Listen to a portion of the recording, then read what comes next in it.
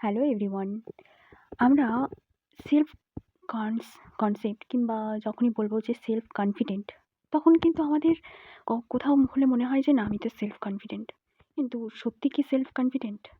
Actually law of অ্যাট্রাকশনের দুনিয়ায় যখনই এসেছি, যতদিনের আমার জার্নি, তবে থেকে একটা জিনিস খুব ভালো করে বুঝেছি যে কোনো একটা জিনিসের প্রতি, সেটা পার্সন হতে পারে, কোনো জিনিস হতে পারে, যে কোনো সিচুয়েশন হতে পারে, সেখানে একটা জিনিস টপ প্রায়োরিটিতে রাখতে হয়, সেটা হচ্ছে সেলফ কনফিডেন্ট। আমরা সব কিছু সব কিছুকে ইগনোর করতে পারি, বাট সেলফ কনফিডেন্টকে না। যেখানে যে কোনো কিছু ম্যানিফেস্ট করতে চাই, সেখানে যদি সেলফ কনফিডেন্ট 1%ও কম থাকে কিংবা নড়বড়ে থাকে, তাহলে 100% চান্স থাকে যে সেই জিনিসটা আমাদের কাছে আসবে না। এটা কিন্তু সত্যি। ঠিক আছে? আমরা হাজার ভিজুয়ালাইজেশন করি, এটা করি, সেটা করি। কিন্তু যেখানে সেলফ কনসেপ্ট ওই জিনিসটাকে নিয়ে আমাদের থাকবে না, সেলফ কনফিডেন্ট, সেখানে ওই জিনিসটা আমাদের কাছে আসবে না। এটা কিন্তু ফ্যাক্ট। এই সেলফ কনসেপ্ট রাখতে হবে যে নিজের প্রতি এতটা বিলিভ রাখতে হবে যে ওই জিনিসটাকে জাস্ট ছোট মনে হয়। ঠিক আছে?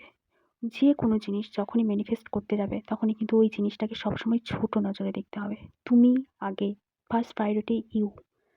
Nothing else, okay? So first প্রায়োরিটিতে নিজেকে যখন রাখবে, সব জিনিসকে যখন ছোট করে দেখবে, ঠিক আছে?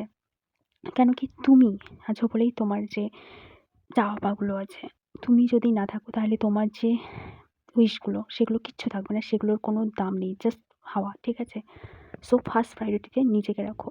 ঠিক আছে? আর একটা কথা আছে যে নিঃশ্বাসের বিশ্বাস নেই। তো কতক্ষণ বেঁচে আছো, কেমন করে বেঁচে আছো, কিভাবে বেঁচে আছো, তো প্রতিটা মুহূর্ত, প্রতিটা সেকেন্ডকে জাস্ট উপভোগ করো। ঠিক আছে? নিজের লাইফকে বাঁচো, সুন্দর করে বাঁচো। নাকি ভয়ে নাকি কোনো কিছু পাওয়ার আশায় নিজেকে ভুলে গিয়ে না, এখন আছি তখন নেই। সো প্রতিটা মুহূর্তকে বাঁচার চেষ্টা করো। আর সেলফ কনসেপ্ট কোনো কিছু